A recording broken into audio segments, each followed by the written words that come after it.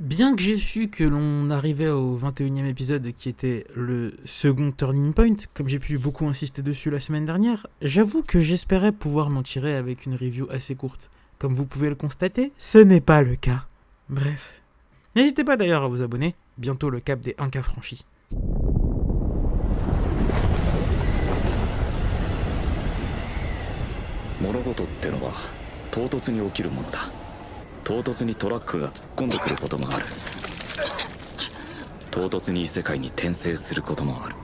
Salut, c'est Fat Black, et aujourd'hui, review du 21e épisode de Mushoku Tensei, le second turning point. Je hais cet épisode. Je hais cet épisode. En vrai, je hais cet épisode parce qu'il était beaucoup trop bien. J'ai évidemment adoré cet épisode. Et la façon dont il se découpait la suivante. On commence par une introduction qui est un peu une preview de ce qui va se passer dans l'épisode, suivi du voyage de Dead End dans un décor un peu enneigé. Puis la rencontre avec le dieu dragon Orsted, suivi d'une rencontre entre Homodeus et Rudeus. Et après quoi, la fin de l'épisode avec un retour de Rudeus à la vie, entre guillemets. Et du coup, que dire de cet épisode? Putain, beaucoup trop de trucs. Tout d'abord, point que je n'ai pas apprécié. Ça tombe bien, c'est le premier point de l'épisode. J'avoue ne pas avoir vraiment apprécié l'introduction preview de cet épisode qui dévoilait ce qui allait se passer. Je savais plus ou moins ce qui allait se passer puisque j'avais vu le dernier trailer qui était sorti, donc au final c'est un peu con. Mais je dois admettre que je sais que personnellement si je l'avais pas vu ce trailer, ça m'aurait fait chier d'avoir en début d'épisode un résumé précis de là où on va arriver. J'aurais trouvé ça plus stylé de rendre le moment où Orsted tue Rudeus comme étant un moment de haute tension et pas un moment teasé dès le début de l'épisode, qui est vraiment une surprise au fait de voir ça dans l'épisode. Parce que concrètement, l'arrivée d'Orsted, il n'y avait rien qui la laissait pressentir dans le précédent épisode. Du coup, voir ça comme ça en introduction...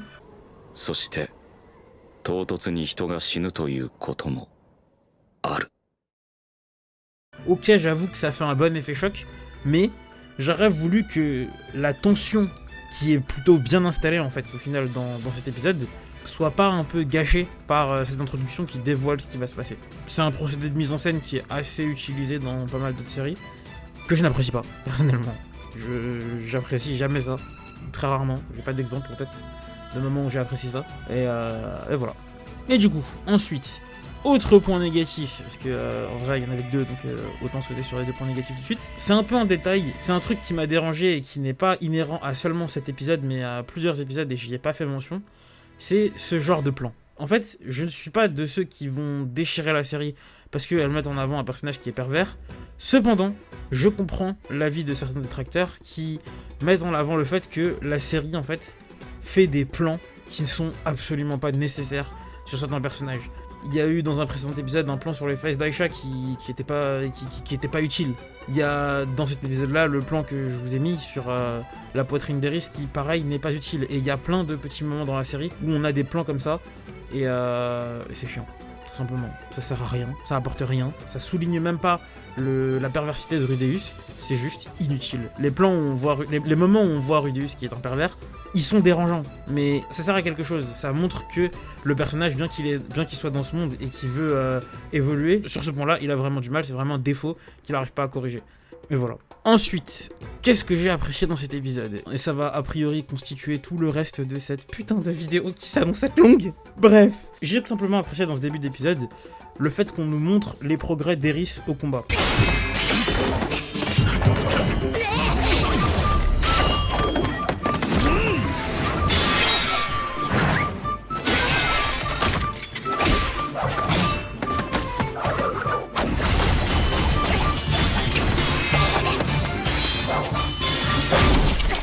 Que Rui souligne le fait que selon lui maintenant elle est une guerrière, c'est assez important je trouve.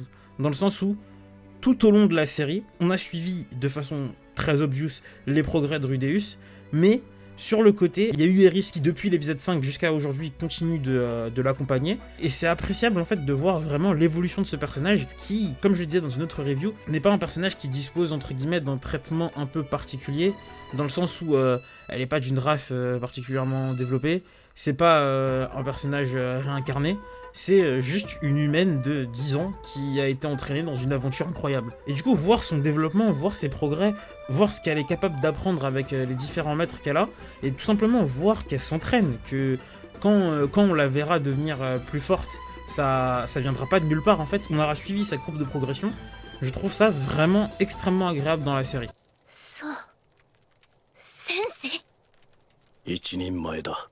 Ensuite, j'ai aussi beaucoup apprécié visuellement l'espèce de petit bal des dragons qu'on a eu durant cet épisode, qui servait doucement à introduire le retour d'Orsted. Ça rejoint un petit peu le défaut que je disais précédemment. J'aurais aimé justement qu'on voit dans cet épisode les dragons qui apparaissent, et que à la vision de ces dragons qui réapparaissent, on se dise: mais attendez, c'est quand la dernière fois qu'on a vu des dragons rouges? C'était au premier Turning Point, et il y avait qui avec un dragon rouge? Orsted. Oh putain, Orsted il va réapparaître. Ou que ça soit un petit peu après, à la mention des 7 puissances. J'aurais préféré que la série ne gâche pas cette possible montée en tension qu'il y aurait pu avoir au sein de l'épisode. Bon, ils l'ont fait, hein, c'est comme ça. Mais ouais, c'est dommage, je trouve. Autre point de l'épisode, c'était le comportement pervers de Rudeus. Dans cet épisode, j'ai trouvé son comportement pervers assez surprenant. Bien que je puisse y voir quelque chose, après c'est une interprétation, hein, mais voilà. En gros, dans ce début d'épisode, c'était le synonyme d'un relâchement de Dead End, qui après les différents événements, que sont les retrouvailles entre Paul et Rudeus et les retrouvailles entre Paul, Lilia et Aisha, se sont permis de relâcher un peu la pression, de se détendre, et Rudeus mentalement aussi s'est détendu et a retrouvé ses instincts habituels, et est redevenu comme d'habitude. Ce qui quelque part n'est pas étonnant, c'est un peu humain de faire ça. Ça m'a un peu surpris, j'avoue, de voir penser ce qu'il a pensé. Mais voilà. Par contre, le comportement qu'il a eu en fin d'épisode, je l'ai vraiment apprécié, pour le coup. Parce que pour moi, c'était pas vraiment un comportement pervers qu'il a eu quand il allait se réfugier sur les genoux d'Eris. Pour moi, c'est vraiment, il s'est senti revivre. Et c'était presque comme Eris en ce début d'épisode, il voulait vérifier qu'il était bien vivant. Je pense que c'était ça. Et ouais, non, du coup, pour le coup, son comportement en fin d'épisode qui peut être assimilé à quelque chose de pervers, je l'ai pas trouvé pervers du tout, personnellement. Et au contraire, je l'ai trouvé touchant. J'ai été touché par ça. Voilà. Ensuite, là, on va commencer tout doucement à rentrer dans le gros de cet épisode, avec la mention des 7 puissances, qui sont du coup les 7 personnes censées être les plus puissantes dans l'univers de Mushoku Tensei. Avec dans cet épisode mentionné le dieu technique et le dieu des dragons dont on fait la rencontre. Ouais. Orsted il est ouais. Orsted il est chaud. Mais vraiment. Orsted il est balèze. Orsted il est balèze. On rentrera dans les détails de ça un petit peu plus tard, mais ouais. Orsted il est balèze. Ok. Je retiens, du coup, les 7 puissances, c'est des mecs qu'il faut garder de très près. D'après ce que dit Homodeus, Orsted c'est le plus puissant, même au-delà du dieu technique. Mais ouais, d'accord. Orsted, il est balèze. Et du coup, j'ai apprécié que dans l'épisode, en fait, on ait une étendue du lore qui soit faite de Mushoku Tensei, juste au travers de la rencontre, tout simplement, avec Orsted, qui en fait nous avait été introduit dans le premier Turning Point, mais aussi également dans la mention de son titre dans l'épisode 15, si je dis pas de conneries, au moment où Dead End aperçoit la statuette des 7 puissances. J'ai apprécié du coup qu'on étende un petit peu le lore en nous faisant rencontrer un personnage qui a encore un niveau de puissance au-delà de Rudeus et au-delà de tout référentiel qu'on a pu avoir jusqu'ici. Et ouais, ce au-delà de tout référentiel qu'on a pu avoir jusqu'ici, c'est tout simplement l'aisance avec laquelle il a éclaté Rui.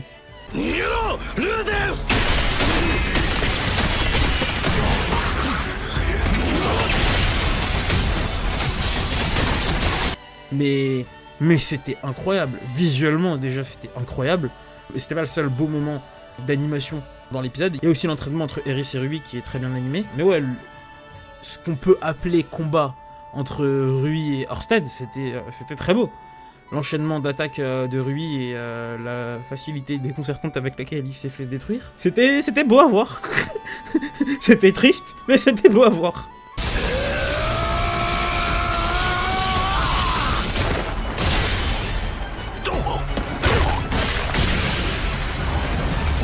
J'ai aussi été agréablement surpris de voir le fait que Orsted soit surpris de voir un Rudeus qui utilise la magie sans incantation. Parce que putain, depuis le temps que je le dis que je ne comprends pas pourquoi les personnages de la série ne sont pas choqués par ça. Ça fait plaisir de voir un perso qui est choqué par ça, bordel. Parce que autant à Chironé je pouvais comprendre parce que les mecs avaient déjà rencontré Roxy qui était capable de ça et savaient qu'il y avait un enfant qui était capable de le faire et j'étais pas choqué parce que bah du coup ils voyaient que Rudeus, enfin ils se disaient ok lui c'est Rudeus, très bien, je pouvais l'entendre, ils avaient déjà vu ça donc pas de soucis. Mais jusqu'ici dans la série, je me rappelle pas vraiment avoir vu un personnage vraiment choqué par le fait que Rudeus utilise la magie. Et Orsted, au-delà du fait qu'il soit pas complètement ébahi par rapport à ça, il se pose une question par rapport à ça. Il se demande est-ce que c'est pas Homodeus qui lui aurait appris ça ou quoi que ce soit. C'est intéressant de voir un personnage au moins se poser une question par rapport à ce phénomène qui nous est présenté comme quelque chose de pas normal en début de série. Donc non, j'ai vraiment apprécié cette ligne de dialogue d'Orsted. Merci. Ensuite, comme je le disais, la tension dans l'épisode, elle était vraiment impeccable. Je l'ai dit tout à l'heure, mais l'animation de la scène de combat entre Rui et Orsted et l'entraînement d'Eris était impeccable, toutes les deux. Il y a aussi également l'ambiance sonore de la série qui rendait vraiment service au dialogue et à l'ambiance de l'épisode, en fait, tout simplement.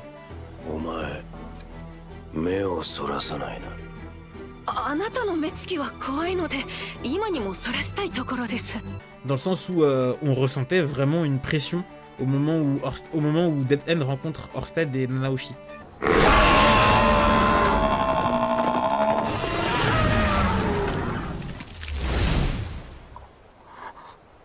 C'était vraiment génial, je valide complètement ce passage. Après, le point que j'ai vraiment trouvé le mieux géré dans cet épisode, c'est probablement le point que j'ai le plus critiqué dans la série, c'est l'œil démoniaque.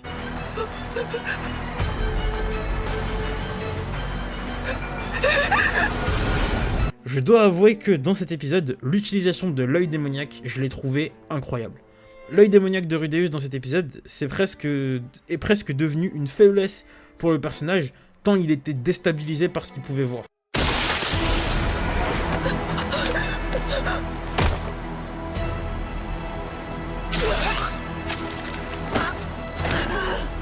Et en termes d'animation, les animateurs, franchement, je trouve qu'ils ont géré dans le sens où je pense qu'ils étaient un peu obligés de se censurer. Et de par l'utilisation de l'œil démoniaque, ils pouvaient se permettre de mettre en scène des trucs qu'ils pouvaient pas mettre en scène dans l'épisode de façon directe. C'était juste des visions et pas ce qui arrivait réellement au personnage.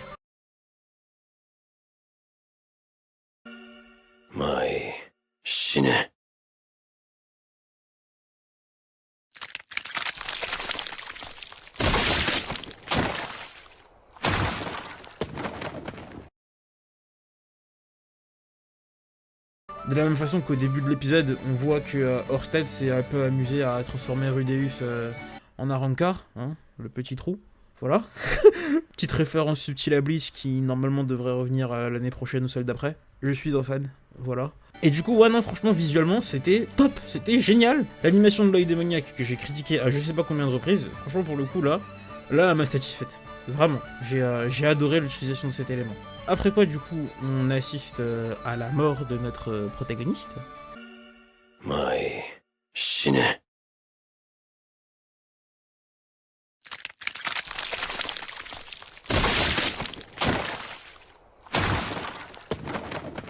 Même si bon, certes, la tension fonctionne, l'épisode fonctionne, il n'y a pas de problème, mais je suis désolé, le plot armor, on le sent un peu trop sur Rudeus.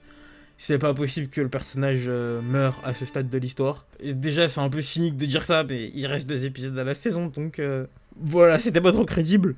Et du coup, même l'entendre en début d'épisode faire le résumé de sa vie, et après l'entendre dire ça.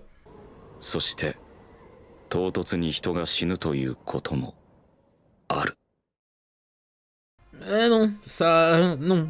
Je savais qu'il mourrait pas, mais j'espérais quand même que l'épisode lui laisse une séquelle. Et c'est peut-être une déception pour moi dans cet épisode, c'est que l'épisode ne lui a pas laissé une séquelle physique. Je pense qu'elle lui a laissé une séquelle psychologique qui se matérialisera dans les prochains épisodes. Parce qu'en vrai, te balader comme ça dans l'univers et te faire défoncer par un mec random, ça laisse des traces, mentalement. Mais ouais, j'aurais aimé quand même qu'il y ait une trace physique de ça. Peut-être qu'il aura une cicatrice, j'ai pas fait attention. J'aurais aimé qu'il y ait un peu plus de conséquences à cette rencontre avec Ørsted. Ce qui fait que Ørsted, pour le coup, n'est même pas le personnage que j'ai trouvé le plus mystérieux dans cet épisode. Au-delà de tout le mystère qui entoure le personnage, et je développerai après. C'est Nanaoshi, en fait, pour moi, qui était le personnage le plus mystérieux. Déjà, Nanaoshi, de par son chara design, elle me rappelle un petit peu Almanfi. Du coup, ça m'étonne de voir Nanaoshi traîner avec Ørsted, et ça me fait me poser la question de est-ce qu'il y aurait un lien entre Ørsted et Perigus, ou entre Nanaoshi et Almanfi, tout simplement. Et il y a un autre point qui me fait penser ça, c'est le fait que Ørsted fasse mention à la place dans l'épisode, mais je reviendrai encore une fois sur ce détail après. Mais du coup, le truc qui m'épate le plus, c'est que d'où une gamine, elle arrive, elle dit il y a un truc qui me chagrine avec ce gamin, et Ørsted décide de le soigner. Du coup, je pense que ce qu'elle a dit à Ørsted sur Rudeus est le facteur clé qui a fait qu'il a décidé de le réanimer. Mais c'est quoi ce facteur? Selon moi, il y a 3 possibilités. C'est les 3 possibilités les plus obvieuses en fait au final. Mais c'est important de se le situer. C'est que soit Rudeus a fait quelque chose, soit Rudeus va faire quelque chose, soit Rudeus est quelque chose. Et j'aimerais savoir duquel des 3 il s'agit, en fait, pour être franc. Et au-delà de savoir duquel des 3 il s'agit, qu'est-ce qu'il est, qu'est-ce qu'il a fait ou qu'est-ce qu'il va faire? Et peu importe l'information, comment Nanaoshi est au courant? Et ça me fait poser aussi des questions par rapport à ce dialogue. Va y avoir un événement? Qu'est-ce qui va se passer? Qu'est-ce qu'ils vont faire? Qu'est-ce que Ørsted prévoit de faire pour la suite? Je me pose beaucoup de questions.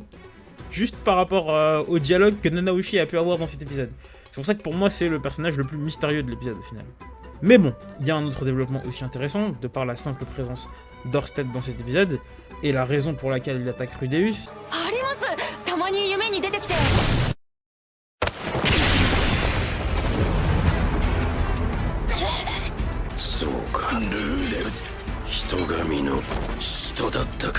C'est Homodeus.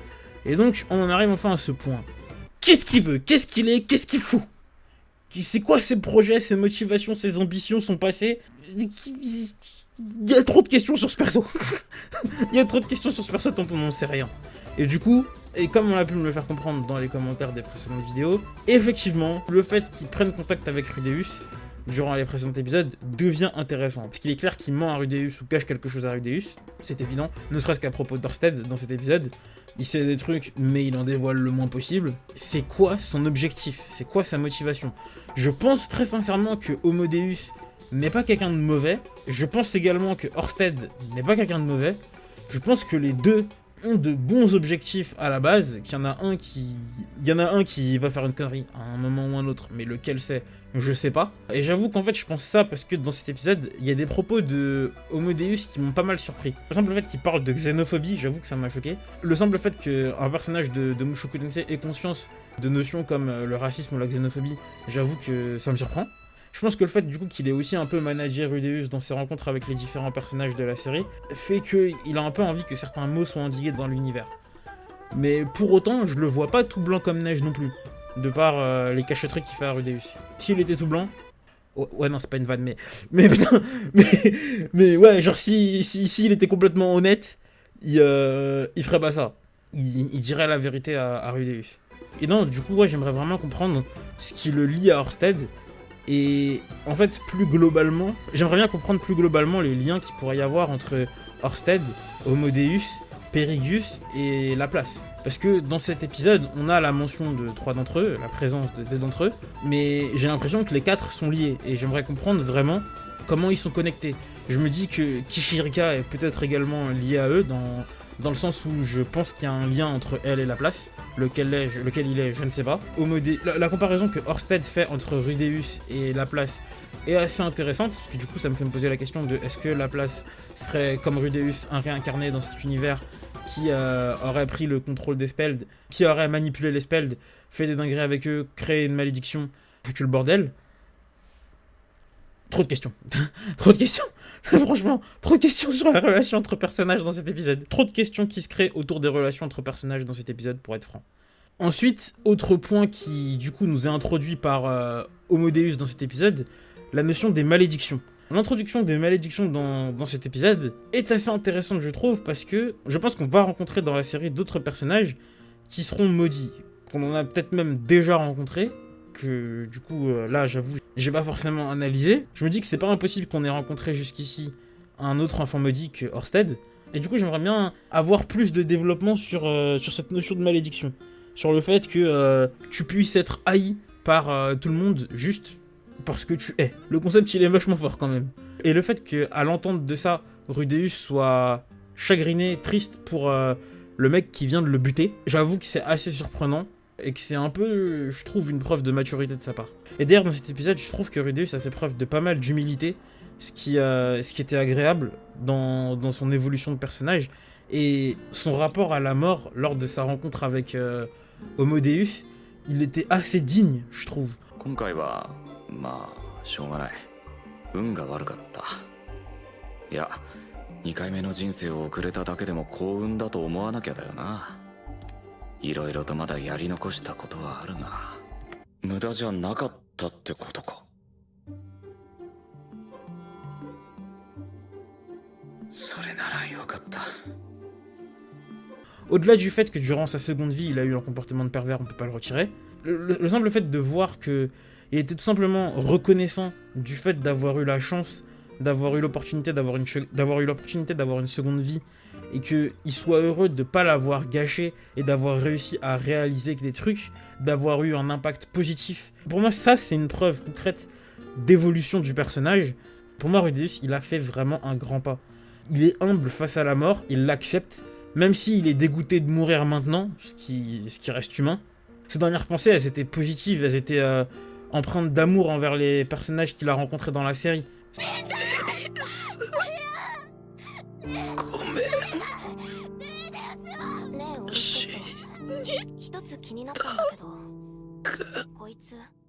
C'était beau, franchement j'ai trouvé ça beau.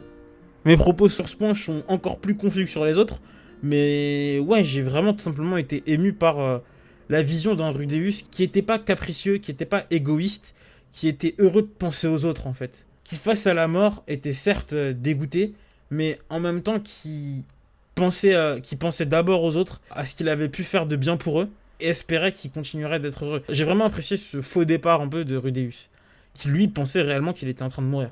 まあ、そうだな。と、そろそろお別れらしいな。こういう時ってどういう感じでいけばいいんだろうな。Donc non, vraiment, cet épisode pour ça, j'apprécie de ouf. C'est incroyable. Ensuite, pour conclure cette review sur un point qui n'a absolument rien à voir avec l'épisode, j'ai découvert à la suite d'une recherche, parce que dans mes notes, en fait, à un moment donné, il y avait Homo Deus et Rudeus qui étaient superposés. Et du coup, je me suis dit, ah attends, Deus, ça veut dire Dieu. Homo Deus, Dieu des hommes. Rudeus, du coup, Ru, ça veut dire quoi? Et j'ai cherché en latin, et j'ai découvert que Ru, ça voulait dire ruisseau. Donc, du coup, logiquement, Rudeus, ce serait le dieu des ruisseaux. Et du coup, ça m'étonne pas, en fait, que la première magie qu'il ait maîtrisée, ce soit la magie d'eau. C'est un point qui est probablement complètement osef, mais j'avoue que j'ai apprécié le fait de faire cette petite recherche et découvrir ça. C'était une fun fact gratuite, comme cette vidéo d'ailleurs. Mais bref, sur ce, je vous dis likez si vous aimez, dislikez si vous aimez pas, même si vous pouvez pas le voir. Abonnez-vous si vous voulez et partagez si vous le sentez, mais surtout commentez. Foncez voir Mushoku Tensei, ouais, ça me paraît obvious, mais bon, on sait jamais. Et sur ce, salut les gens!